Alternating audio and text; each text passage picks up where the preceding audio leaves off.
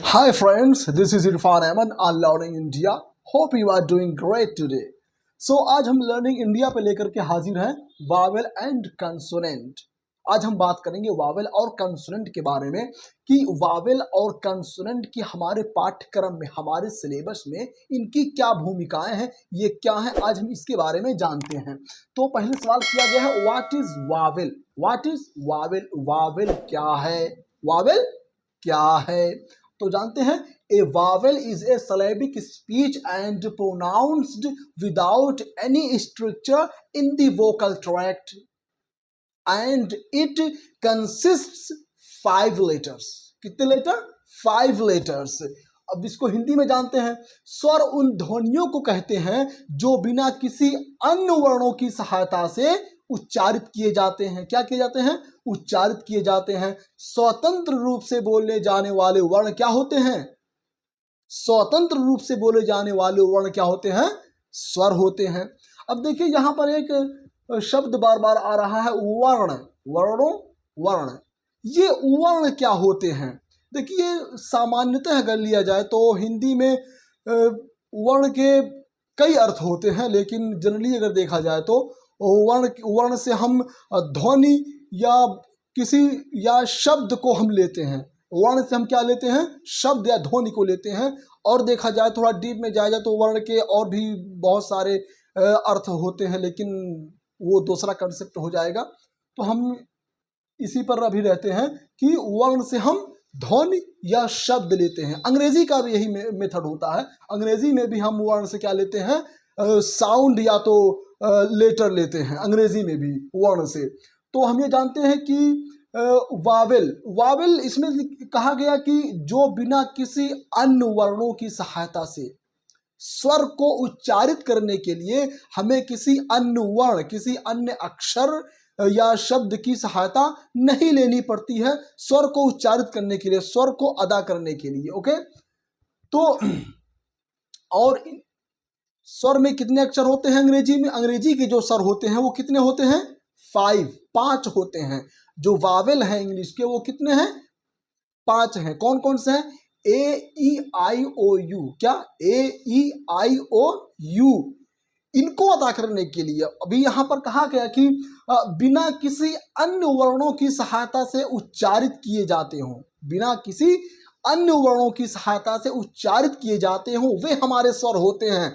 तो ए ई आई ओ यू, इनमें किसी अन्य वर्ण की सहायता नहीं ली जा रही। तो वावेल की बहुत सारी विशेषताएं भी हैं, बहुत सारी भूमिकाएं भी हैं। पहली बात है कि without Wavell every word is incomplete. Without Wavell every word is incomplete. बगैर स्वर के, बिना स्वर के हर एक शब्द क्या है? अपूर्ण है, अपने आप में क्या है? तथ्यहीन है ना, उसका कोई अर्थहीन है। अपने आप में क्या है? वो तथ्यहीन, अर्थहीन है। बगैर किसी वावेल के अगर हम किसी शब्द की संरचना करते हैं तो हम वो क्या हो जाएगा? वो अपूर्ण रहेगा। एक कोई भी शब्द ले लेते हैं, मान लीजिए एप्पल, हम लिखते हैं एप्पल। एप्पल की स्पेलिंग है APPL, एप्पल। तो एप्पल में हमने क्या लिया? फर्स्ट लेटर ए हमारा क्या है? वावेल। एंड लास्ट लेटर ई। ए और ई मिल करके हमारे एप्पल को क्या किए? एक कंप्लीट वर्ड बनाए। एप्पल को एक कंप्लीट वर्ड बनाए। अगर हम इनको ए और ई को निकाल देते हैं तो PPL बचता है। क्या बचता है? P और L बचता है। तो इनसे कोई भी सेंस क्रिएट नहीं हो रहा है, कोई भी एग्जैक्ट सेंस क्रिएट नहीं हो रहा। तो इसलिए वावेल की बहुत सारी विशेषताएं हैं, बहुत सारी भूमिका है हमारे शब्दों को पूर्ण करने में। तो कुछ शब्द ऐसे भी होते हैं जो बगैर वावेल के अपने आप में कंप्लीट होते हैं। कुछ शब्द ऐसे होते हैं, कुछ वर्ड जो बगैर वावेल का प्रयोग किए अपने आप में एक कंप्लीट वर्ड होते हैं। कुछ देर पहले मैंने एक सेंटेंस बोला कि without Wavell every word is incomplete, लेकिन वो तो सही है, लेकिन यहाँ पर कुछ शब्द ऐसे हैं जिनमें बगैर वावेल के प्रयोग से ही अपने आप में कंप्लीट हो जाते हैं। जैसे एक शब्द, कई बहुत सारे शब्द हैं, एक शब्द लेते हैं माई, MY, माई। माई मीन्स क्या होता है? मेरा। माई मीन्स क्या होता है? मेरा। लेकिन ये माई वर्ड जो है ये अपने आप में कंप्लीट वर्ड है, अपने आप में कंप्लीट वर्ड है। इसको किसी वावेल की आवश्यकता नहीं है, बगैर किसी वावेल की आवश्यकता से अपने आप में एक कंप्लीट वर्ड बन चुका है। लेकिन ये जो वाई है, मैंने यहाँ पे लिखा वाई, ये वाई जो है ये वावेल का काम यहाँ पर कर रहा है। वाई जो है ये वावेल का काम कर रहा है। हमारे ये वावेल जो वाई जो है ये इसको हम सेमी वावेल बोलते हैं, हालांकि इसकी गिनती तो कॉन्सोनेंट में आती है। वावेल की गिनती जो है वो कॉन्सोनेंट में आती है, लेकिन इसको हम सेमी वावेल भी बोलते हैं। वाई को क्या बोलते हैं? सेमी वावेल भी बोलते हैं वाई को। जैसे सेमी मीन्स क्या होता है? हाफ, आधा। सेमी मीन्स हाफ, आधा, आधा इधर का आधा उधर का। तो कभी वावेल बन जाता है तो कभी कॉन्सोनेंट बन जाता है। जब वाई हमारा लास्ट में आता है, लास्ट में आए या किसी एक लेटर के बाद आए, वाई हमारा लास्ट में आए या किसी एक अक्षर के बाद आए, अंग्रेजी में किसी एक लेटर के बाद आ रहा है, तो वहाँ पर वावेल का कार्य करेगा, तो वहाँ पर वाई हमारा वावेल का कार्य करेगा। लेकिन जब वाई शुरू में आता है, जब वाई बिल्कुल स्टार्ट में आएगा, तो वाई हमारा क्या बन जाएगा? एक कंसोनेंट ही बना रहेगा, वहाँ पर वावेल वाई नहीं बनेगा। जैसे हम यहाँ पे लेते हैं या और लेते हैं यहाँ पर, और लेते हैं एक वर्ड को स्काई, स्काई, याक और स्काई, याक और स्काई। अब देखिए याक में वाई की शुरुआत पहले हो रही है, तो वहां पर वाई क्या बन गया? कॉन्सोनेंट ही बना रहा। लेकिन स्काई में और माई में वाई क्या है? लास्ट में आया, तो वहां पर वाई वावेल बन गया। वो क्या बन गया? वाई वावेल बन गया। इसी प्रकार और बहुत सारे शब्द हैं जिनकी व्याख्या हम जब शब्द लेकर के चलेंगे, अभी तो वावेल और कंसोनेंट चल रहा है, जब शब्दों की उच्चारिता होगी तब उसमें हम अच्छे से डिफाइन करेंगे उन सब मैटर को। तो अब आइए आते हैं हम कंसोनेंट पर। तो अब आइए कंसोनेंट के बारे में जानते हैं। What is consonant? कंसोनेंट के बारे में जानते हैं। तो पहली बात, अंग्रेजी वर्णमाला में 26 अक्षर होते हैं। कितने लेटर होते हैं? 26 लेटर्स। तो अंग्रेजी वर्णमाला को 2 भागों में बांटा गया है। कितने भागों में बांटा गया है? 2 भागों में बांटा गया है। पहले पार्ट को हम क्या कहते हैं? वावेल, वावेल के नाम से जानते हैं पहले पार्ट को। पहले पार्ट में जो वावेल है वो, उस वावेल में कितने अक्षर होते हैं? 5 अक्षर होते हैं। कौन कौन से? AEIOU। उन 5 अक्षर के अलावा जो शेष हैं वो हमारे क्या हैं? कॉन्सोनेंट हैं। जो अक्षर बच रहे हैं हमारे उन वावेल के अलावा वो हमारे क्या हैं? कॉन्सोनेंट हैं, जो हमारा सेकेंड पार्ट है।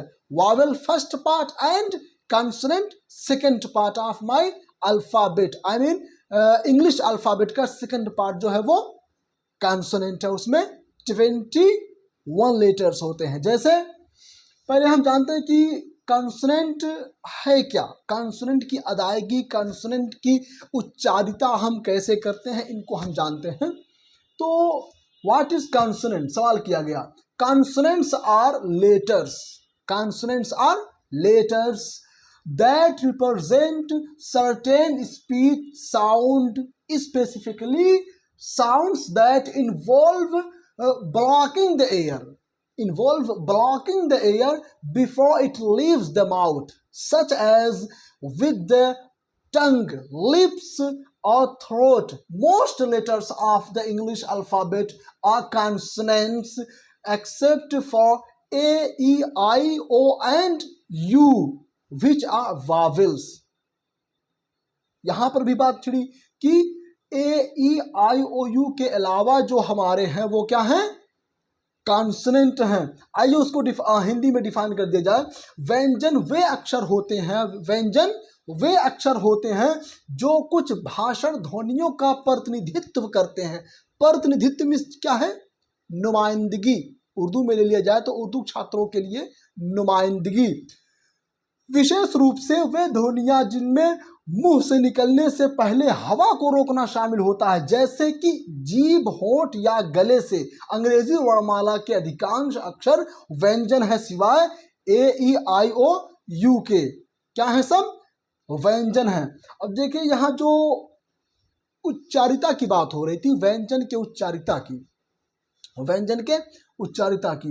व्यंजन को उच्चारित हम कैसे करते हैं? व्यंजन को उच्चारित हम कैसे करते हैं? अब देखिए यहाँ पे क्या दिया गया, विशेष रूप से वे ध्वनियां, ध्वनियां मीन्स आवाजें, जो हम बोलते हैं साउंड, आवाजें, ध्वनियां मीन्स आवाजें, जिनमें मुंह से निकलने से पहले हवा को रोकना शामिल होता है।